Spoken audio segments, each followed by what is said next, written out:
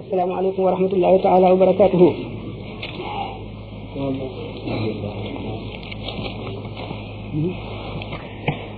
wax nañ ko fi ba tàyyi dégg ngeen ko ba tàyyi mooy li sëñ bi wax rek moom lañ nes di wax moom leen di wax ba faw keneen ku leen di wax it te laa biire leen te njaru leen loolu leen di wax mooy topp ndigali suñu borom yi wattandi ko tereem yi wattu juróom-ñaari cër yi nga xam ne ay ndénkaan la te bu ci nekk daañu ko laaj ëllëg lu mu jëfe ak fu mu jaar wëllëre lu ñuy laaj la ëllëg wëllëre yàlla ak jaama ci rawati doomu aadama dafa war dimbandiku ci fàttaliku dee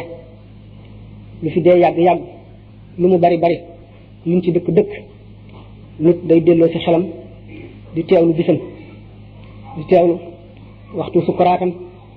di teewlu génn ko ruuxam di teewlu dugg bàmmeel ak sax bu yàgg dafa doomu aadama sax di teewlu xisaab bu taxawee ci kanam yàlla ëllëg ñu laaj ko lépp lu mu defoon fàttaliku tiitum bis penc ba di fàttaliku jéggi siraat ak warub adduna day ware ko fi mës a jaar jéem na laa war mu man ko wala mu tële ko jikkoo ne du ko bàyyi mukk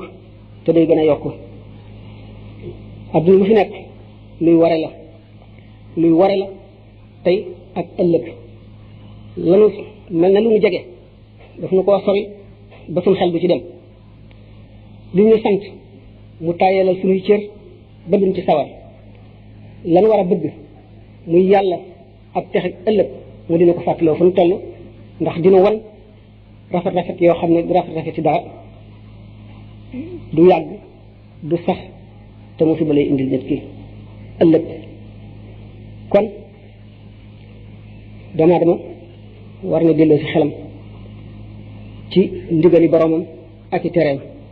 te yeneen waru gara ngi fi wu dara gënu la war rawante te jamono jii ñu toll moo di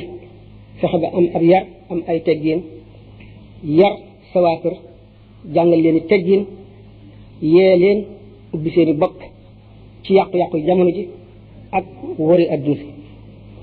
yar ak teggin kat lu mu génn loola dootu baax te lu ñuy jàngale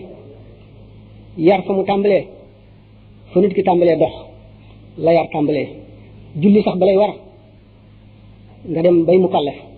boo amee juróom-ñaari at war nañ la koy sant boo amee fukki at boo ko deful war nañ la cee dóor waaye yara ko jiitu yar moom fa mu waree Seydina Abdullah ibn Abbas